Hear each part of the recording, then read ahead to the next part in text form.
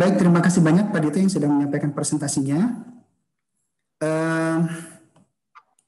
Baik, Bapak Ibu, kita sudah mendengarkan presentasi dari Bu Ika dan Pak Dito ya, yang sudah menyampaikan pengalamannya melakukan asesmen di masa pandemi ini. Sangat menarik ya, bagaimana Bu Ika dan Pak Dito masih tetap bisa melakukan asesmen dalam masa pembelajaran jarak jauh. Dari kedua presentasi tadi terlihat bahwa assessment bukan hanya sekedar grading ke siswa atau memberikan nilai kepada siswa, ya, tetapi juga assessment mampu memberikan informasi sejauh mana siswa kita belajar, apa yang sudah dicapai dan apa yang belum. Tentu saja informasi ini diperlukan untuk memberikan feedback ya, feedback yang efektif terhadap siswa sehingga mereka lebih terpacu lagi untuk lebih baik lagi. Tentunya juga bisa tentunya hasil assessment juga bisa digunakan oleh guru untuk memperbaiki proses pengajaran kelas. Ya, baik, kita akan memasuki sesi tanya jawab.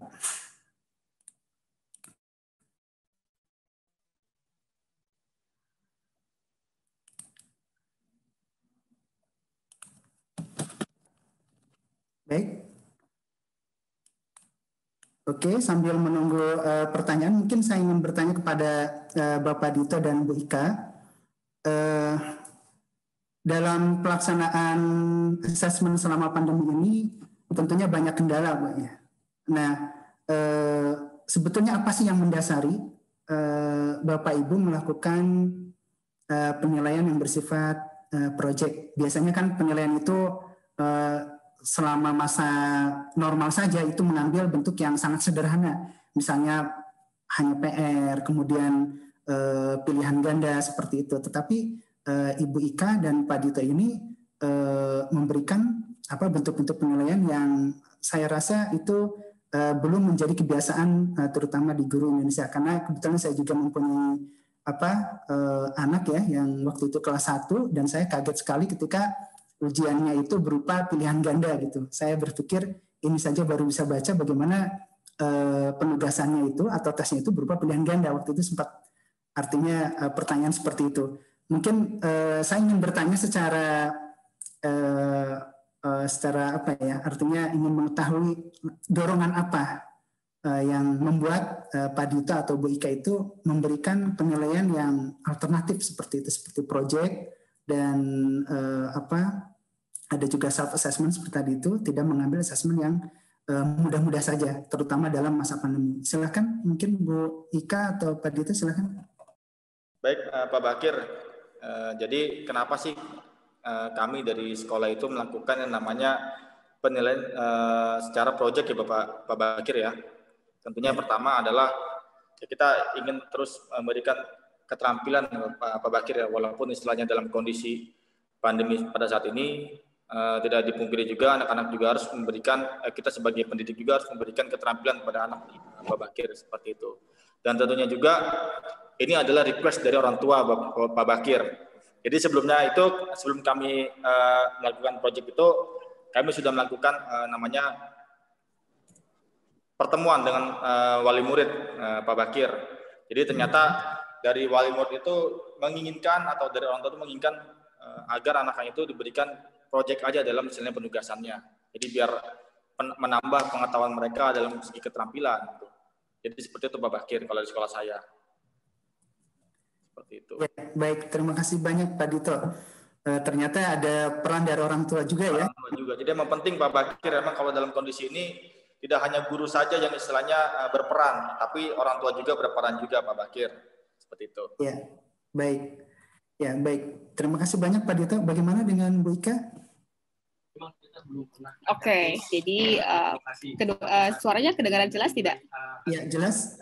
Oke, terima kasih. Nah, kenapa saya memilih tetap memaksakan diri, bukan memaksakan sih sebenarnya, sebuah paksaan yang baik ya. Kenapa tetap melakukan penilaian? Karena saya merasa penilaian ini adalah bagian dari kesuksesan saya sendiri juga, gitu. Jadi tidak hanya menilai kesuksesan anak dalam belajar, tapi menilai kesuksesan saya dalam menyediakan sebuah proses belajaran yang bermakna, gitu. Jadi bisa dikatakan pandemi ini adalah sebuah musibah, tapi ketika ada musibah seperti ini jadinya memacu saya untuk berpikir apa ya hal lain yang bisa saya lakukan gitu, sehingga muncullah ide-ide seperti itu. Karena memang sejatinya kita, kalau saya sendiri ya, akhirnya saya berefleksi bahwa saya mengajar matematika, saya mengajar sains, intinya adalah bagaimana mereka anak-anak bisa memahami dunianya gitu, memahami dunia sebagai nyata, yaitu hal-hal yang dekat dengan mereka gitu. Baik, terima kasih banyak Bu Ika. Ini ada pertanyaan nih, tapi khusus untuk Bu Ika ya. Ini dari Ibu Titi. Jika kita melihat ke presentasi Mbak Ika, menjaga konsistensi anak-anak khususnya SD itu terkadang agak sulit, Bu ya. Walau sudah dibuat timeline, mood anak tidak selamanya baik. Dan terkadang orang tua muridnya sendiri juga agak kesulitan membantu menyampaikan tugas tersebut. Apa saran yang baik mengenai tersebut? Demikian pertanyaannya, Bu Ika. Silakan, Bu. Oke, terima kasih Bu Titis untuk pertanyaannya. Jujur ini saya alami di awal semester 1 ini. Awal semester 1 kemarin. Jadi anaknya tidak mau ikut meeting Zoom, bahkan saya sudah japri orang tuanya, anaknya juga tidak mau. Kalau udah dengar kata ada Zoom meeting, mau sekolah, itu anaknya juga sangat susah, harus dipaksa terlebih dahulu. Nah, yang saya lakukan pada saat itu gini, oke, lupakan target pembelajaran. Bagi saya waktu itu ya, saya lupakan target pembelajaran. Nah, saya jadinya mengganti peran saya menjadi bagaimana caranya agar meningkatkan motivasi anak untuk belajar terlebih dahulu gitu. Karena kalau motivasinya nggak ada, mau saya paksa gimana pun, orang tuanya saya minta melakukan ini itu, tapi anaknya tidak mau, percuma saya memaksakan target pembelajaran gitu. Jadi untuk saat itu memang untuk anak ini pelaporan reportnya di akhir semester 1 kemarin memang tidak ada yang berkaitan dengan target pembelajaran gitu. Justru di situ yang saya lakukan adalah mengevaluasi learning attitude-nya, cara belajarnya, motivasinya, keterlibatan belajarnya, dan tanggung jawabnya seperti itu. Jadi kalau saya pikir sih pada saat PJJ ini kita harus lebih legowo ya gitu. Tapi mungkin di satu sisi kita tidak bisa segampang itu untuk tidak mengindahkan si target pembelajaran, karena mungkin kita ada tanggung jawab dengan pelaporan ke Diknas gitu kan. Nah, tapi saya pikir ini harus di motivasinya anak, keterlibatannya anak ini dulu yang harus diperbaiki seperti itu. Untuk setelahnya ketika anak sudah mood kembali, ini untuk target pembelajaran itu bisa dikejar gitu. Gitu sih, Pak. Ya, begitu Bu Titis. Ya, baik, menarik sekali nih respon dari Ibu Ika ya terkait tadi ada kata kuncinya itu keterlibatan anak. Dan saya masih ingat Bu Ika memberikan presentasi di awal bahwa target pembelajaran itu di-share ke anak ya. Ya. Ke anak ya. Jadi saya kira itu sangat baik sekali sehingga anak itu dari awal itu sudah tahu sejauh mana atau apa saja yang diharapkan nanti di dalam proses pembelajaran seperti itu, dan itu nantinya juga akan menjadi evaluasi juga ya yang bisa dilakukan oleh siswa. Artinya maksudnya dari Buka sendiri untuk mengarahkan anak mengevaluasi dirinya sendiri berdasarkan learning target atau target pembelajaran yang sudah di-share di awal. Ya, bagaimana Buka? Ya, betul Pak. Jadi kalau kita bicara ketika anak juga sudah tahu targetnya apa, tapi memang keterlibatan dia tidak maksimal sesuai yang kita harapkan, tidak sesuai dengan ekspektasi, tentunya ini juga membuka kesempatan kepada anak untuk belajar yang namanya konsekuensi. Gitu ya. Konsekuensi itu juga ada bermacam-macam gitu. Ada yang namanya natural consequence gitu. Konsekuensi yang secara alamiah akan dialami gitu. Ketika kamu nggak mau ikut Zoom, kamu nggak ikut mau proses belajar, natural consequence apa yang akan kamu dapat? Kamu nggak dapat pelajaran, kamu nggak dapat pengetahuan, kamu kehilangan informasi pada saat belajar. Nah, di situ kan dia jadi bisa memahami how the world works gitu kan, bagaimana dunia ini sebenarnya gitu. Nah, selain ada natural consequence, ada lagi konsekuensi lainnya bahwa nanti pada saat pelaporan penilaian nilai kamu tidak ada seperti itu gitu. Jadi kalau menurut saya ya, dengan adanya PJJ ini lebih menggiring anak-anak, yuk, this is the world gitu. Ini loh dunia kita seperti ini. Jadi ya, tapi memang dengan kadarnya masing-masing ya. Maksudnya kita juga anak TK tidak seperti itu juga kita pembahasaannya. Anak SD juga akan berbeda. Tapi untuk lebih anak yang SMP, SMA itu jauh lebih, menurut saya akan jauh lebih mudah ya untuk berdiskusi atau berkomunikasi dengan tentang konsekuensi keterlibatan dari proses belajar seperti itu. Gitu, Pak. Ya, baik, menarik sekali Bu Ika. Oke, ini selanjutnya ada pertanyaan untuk Pak Dito, Pak. Ini dari Ibu Rika Farsamarindo. Ini duluan saja Pak, tadi disebutkan oleh Pak Dito, ada sanksi yang diberikan jika tidak mengikuti online 3 kali. Betul Pak ya? Bagaimana pemberian sanksi yang tepat? Jika misalnya hampir 25% siswa tidak mengabaikan tugas daring. Bagaimana Pak? Baik, terima kasih Pak Bakir. Tadi sudah saya jelaskan ya Pak Bakir bahwa di sekolah kami ini ada yang namanya SOP ya Bapak Ibu, SOP antara guru dan peserta didik. Tadi salah satunya tadi kayak misalkan mengaktifkan kamera, menggunakan seragam, dan tidak hadir maksimal itu 3 kali. Kalau misalkan lebih itu tidak akan diberikan sanksi ya Bapak Ibu. Jadi sanksinya seperti apa? Tadi yang sudah saya sampaikan, sanksi yang diberikan kepada anak itu adalah berupa anak itu tidak akan bisa mengikuti kegiatan ulangan, baik PTS maupun PAS, seperti itu. Kalau misalkan anak itu ingin mengikuti kegiatan PTS atau PAS, gitu kan, berarti anak tersebut harus mengikuti prosedur atau aturan yang diberikan oleh guru mata pelajaran. Misalkan tadi kalau mau mengikuti ulangan PTS atau misalkan PAS itu anak harus mengikuti atau mengerjakan tugas terlebih dahulu yang diberikan oleh guru mata pelajaran, seperti itu. Jadi ini semata-mata adalah untuk memberikan shock terapi kepada peserta didik Bapak Ibu. Jadi jangan sampai kegiatan daring ini menjadi disepelekan oleh peserta didik. Jadi seperti itu. Jadi makanya untuk mensiasati agar pelayanan kami itu tetap berjalan dengan baik dengan antara sekolah dengan peserta didik, itu kita membuat SOP. Jadi seperti itu.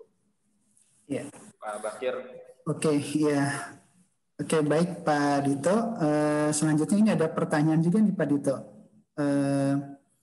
Baik, saya bacakan. Ini pertanyaan untuk Bu Ika ya dan Pak Dito juga. Asesmen mesti terkait dengan target pencapaian kompetensi dasar. Bagaimana memberikan proporsi penilaian akademis berdasarkan kompetensi dasar dengan penilaian sikap? Ini Pak dari salah seorang peserta bertanya demikian.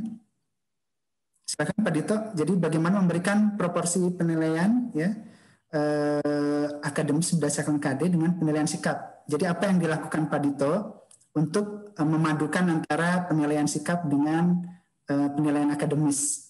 Mungkin Pak Dito bisa cerita bagaimana dari 2 nilai itu disatukan.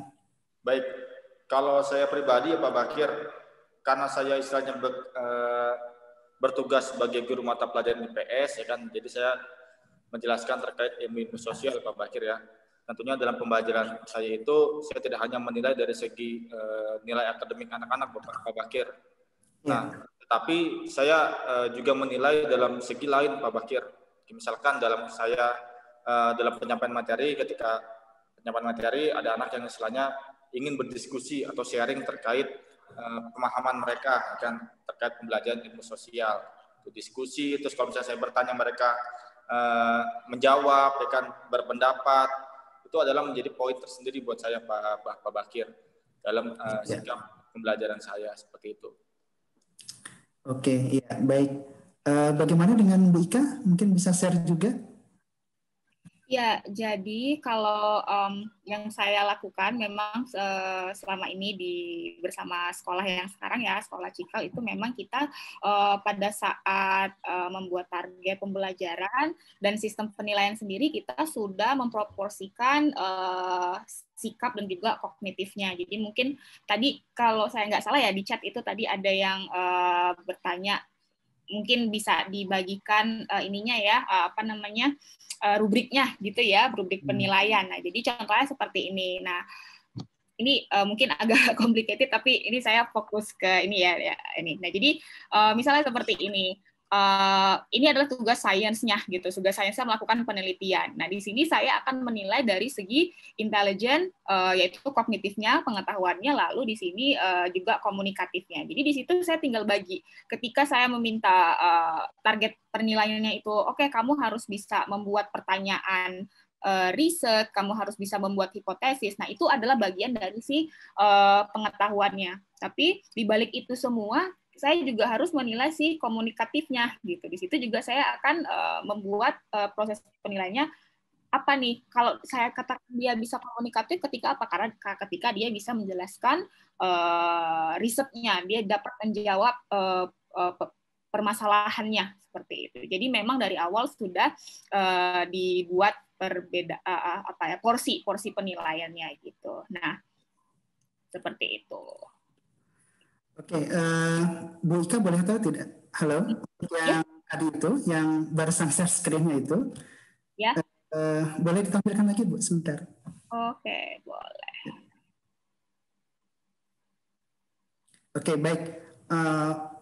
Jadi apakah ini bisa juga ke siswa, Bu?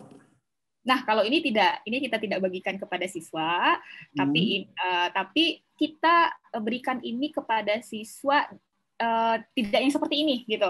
Kita berikan lebih simple seperti itu. Jadi misalnya kita bilang di gini, karena di Cikal sendiri kita proses penilaian itu ada seperti ini ya. Ini bukan nilai 1 atau 2, tapi ada level pencapaian. Misalnya 1 sampai 2 ini adalah level di mana anak baru mulai akan paham seperti itu. 3, 4 sedang berkembang, 5, 6 sudah lebih mahir, 7, 8 itu sangat mahir, misalnya seperti itu kan. Nah, ini adalah level-level pencapaiannya seperti itu. Jadi kita bilang sama anak-anak, kamu kalau mau dapat nilainya, katakanlah pasti kita akan targetkan kepada anak untuk mendapatkan yang sangat mahir, nilai yang tertinggi, misalnya gitu kan. Nah, itu kamu harus bisa apa? Gitu. Di sini kita bilang, oh kamu harus bisa membuat hipotesis, kamu harus bisa membuat pernyataan permasalahan seperti itu. Itu dari segi kognitifnya ya, itu segi pengetahuan. Tapi kamu juga harus bisa komunikatif gitu. Dengan cara apa? Kamu harus bisa menjelaskan riset kamu secara detail seperti itu misalnya. Seperti itu, Pak Bakir. Jadi memang ini dapurnya guru ya. Kita akan berikan kepada siswa, tapi dengan dengan kata-kata yang kalimat yang lebih sederhana seperti itu.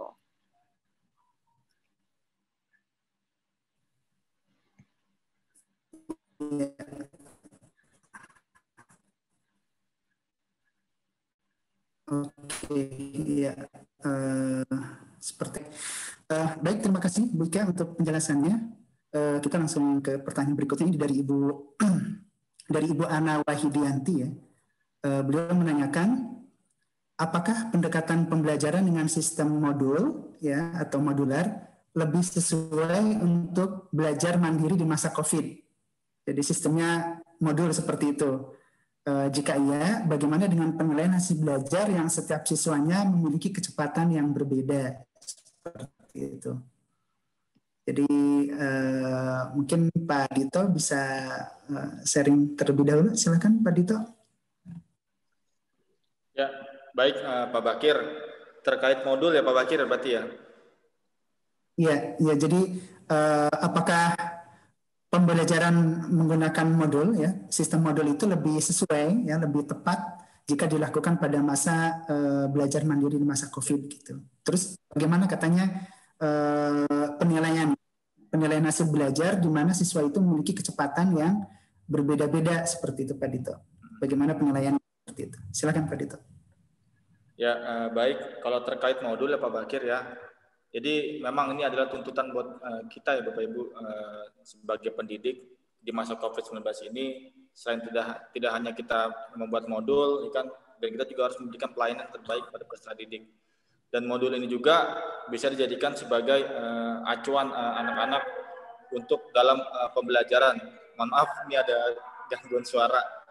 Jadi sebagai acuan anak-anak dalam pembelajaran ya Pak Bakir.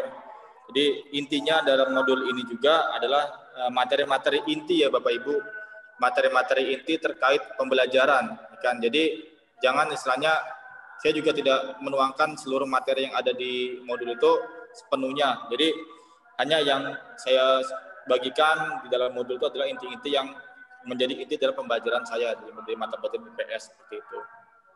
Dan kalau misalkan terkait penilaian terhadap anak yang istilahnya jauh lebih expert gitu ya Pak Bakir ya, pemahamannya terhadap anak-anak yang istilahnya kurang ya kan, atau misalkan belum mencapai dalam pemahaman dalam materi, ya tentunya kita tidak ada perbedaan ya, tidak ada perbedaan antara yang expert sama yang istilahnya yang berbeda. Dan yang expert pun juga yang saya tahu dari mata pelajaran lain gitu kan, kalau misalkan ada anak yang istilahnya lebih paham atau lebih cepat dalam pemahaman materinya, itu akan melakukan namanya tutor sebaya Pak Bakir seperti itu. Jadi dilakukan tutor sebaya mengajarkan anak-anak yang kurang paham terhadap materi ajar yang diberikan oleh Bapak Ibu guru seperti itu. Dan tentunya pastinya ya kan itu akan menjadi nilai tambahan juga bagi anak tersebut yang memiliki pemahaman expert terkait pemahaman materi yang kita berikan sebagai pendidik. Seperti itu Pak Bakir. Ya, baik. Terima kasih Pak Dito. Bagaimana dengan Bu Ika? Apakah Bu Ika juga mengembangkan modul atau lebih mengarahkan kepada asesmen yang tadi bersifat proyek, kemudian bersifat artinya apa yang bisa dilakukan oleh siswa? Silakan Bu Ika.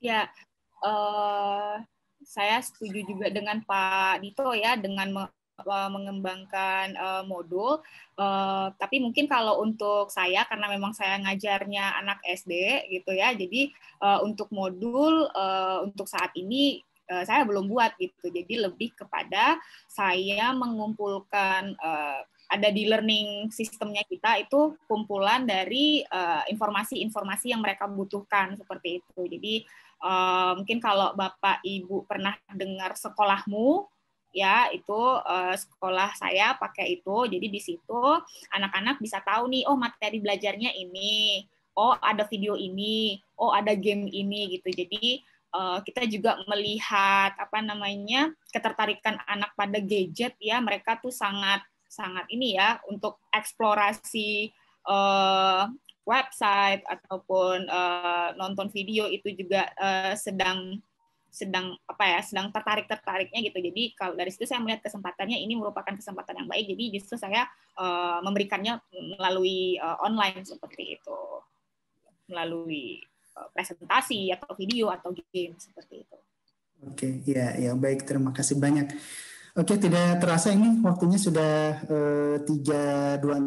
Mungkin sebelum kita mengakhiri sesi tanya jawab, masih ada satu pertanyaan lagi. Ini dari Ibu Kastoni Rais ya. Bagaimana cara kita sebagai guru di masa pandemi ini untuk selalu memotivasi secara baik? Karena pasti yang banyak dilaporkan oleh orang tua murid ya, yang dilaporkan oleh orang tua murid, sikap atau akhlak anak-anak itu berubah total selama pandemi. Lebih mengarah kepada akhlak yang tidak baik atau perilaku yang tidak baik ya. Nah, jadi bagaimana saran dan dari Bu Ika dan Pak Dito untuk mengenai hal ini? Jadi memang selama pandemi ini kan jauh dari gurunya, jauh dari observasi langsung dengan guru, kemudian mungkin secara kognitif mungkin anak-anak masih bisa diarahkan gitu. Tapi bagaimana dengan akhlaknya yang sudah hampir setahun ini di rumah dan lebih banyak diedukasi ya tanda kutip diedukasi oleh handphone, oleh gadget seperti itu. Silahkan Bu Ika dan Pak Dito. Oke, ya.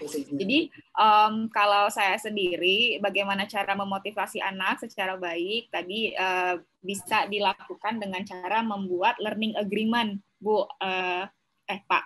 Jadi Jadi di awal itu ketika memang saya melihat ada anak-anak yang mengalami kendala atau perubahan sikap, nah harus diadakan yang namanya evaluasi gitu. Biasanya saya lakukan evaluasi bersama orang tua.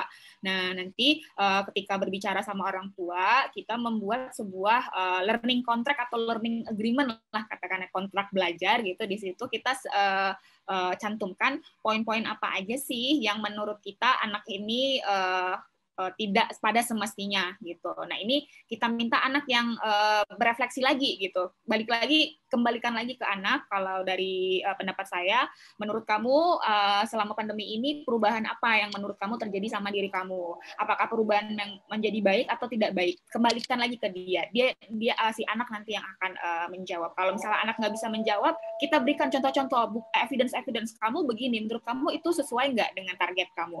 Lalu kita membuat learning agreement. Nah, setelah itu kita lanjutkan dengan komitmennya anak gitu. Nah, setelah kita sudah mendata nih apa aja yang menyimpang, katakanlah komitmen kamu apa yang harus kamu lakukan, karena komitmen ini yang nantinya akan membantu kamu untuk mencapai dari target pembelajaran kamu gitu. Jadi lebih kepada open discussion yang anak akan mendominasi dari solusi-solusi yang harus dia berikan gitu. Jadi mungkin kita sudah mencoba untuk remind mereka gitu. Kita yang ngasih tahu, nggak berjalan gitu kan. Nah, mungkin saatnya untuk ayo kamu nak bantu agar ibu guru, bapak guru dan orang tua membantu kamu gitu agar target pembelajarannya bisa tercapai gitu. Jadi sudah membuat learning contract, ditandatangani, tanda tangan digital seperti itu.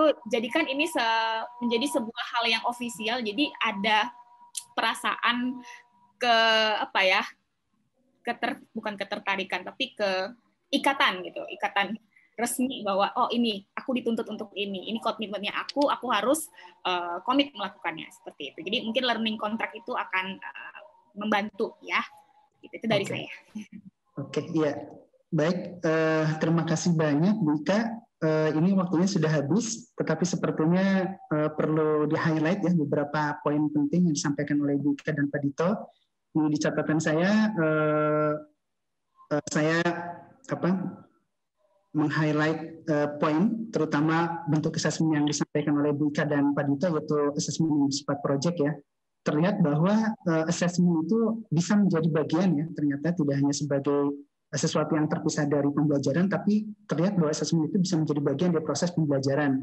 Dan tentunya ini akan memfasilitasi siswa untuk belajar lebih dalam. Ya, kalau misalnya assessment bersifat project seperti itu. Nah, di samping memberikan kesempatan siswa untuk belajar lebih jauh secara kognitif, ternyata assessment seperti itu juga kita bisa menarik kesimpulan bahwa assessment seperti itu akan memberikan berdampak kepada karakter siswa seperti membangun rasa tanggung jawab, rasa ingin tahu, dan kebebasan berkreasi di rumah. Kemudian dalam implementasi penilaian ya berupa proyek, terlihat di sini bahwa dari presentasi Bu Ika dan Pak Dito, terlihat bahwa perubahan peran guru yang biasanya mengontrol dengan ketat proses pembelajaran, termasuk di dalamnya penilaian, beralih menjadi peran yang lebih kepada fasilitator pembelajaran atau partner bagi siswa yang mensupport siswa belajar. Dengan demikian, maka proses pembelajaran menjadi lebih humanis dan respect terhadap siswa. Ini adalah salah satu bukti bagaimana fenomena assessment itu bisa mengubah paradigma dalam pembelajaran, ya. Dan ini juga sangat relevan dengan apa yang dikatakan Douglas Reeves bahwa assessment itu bisa transform teaching and learning. Oke. Ya, baik, terima kasih banyak kepada pembicara kita hari ini, Bapak Dito Priambodo dan Ibu Ika Utami yang sudah sharing pengalamannya di dalam mengimplementasikan pembelajaran dan penilaian dalam masa pandemi ini. Dan terima kasih banyak kepada Bapak Ibu yang sudah hadir dalam acara ini.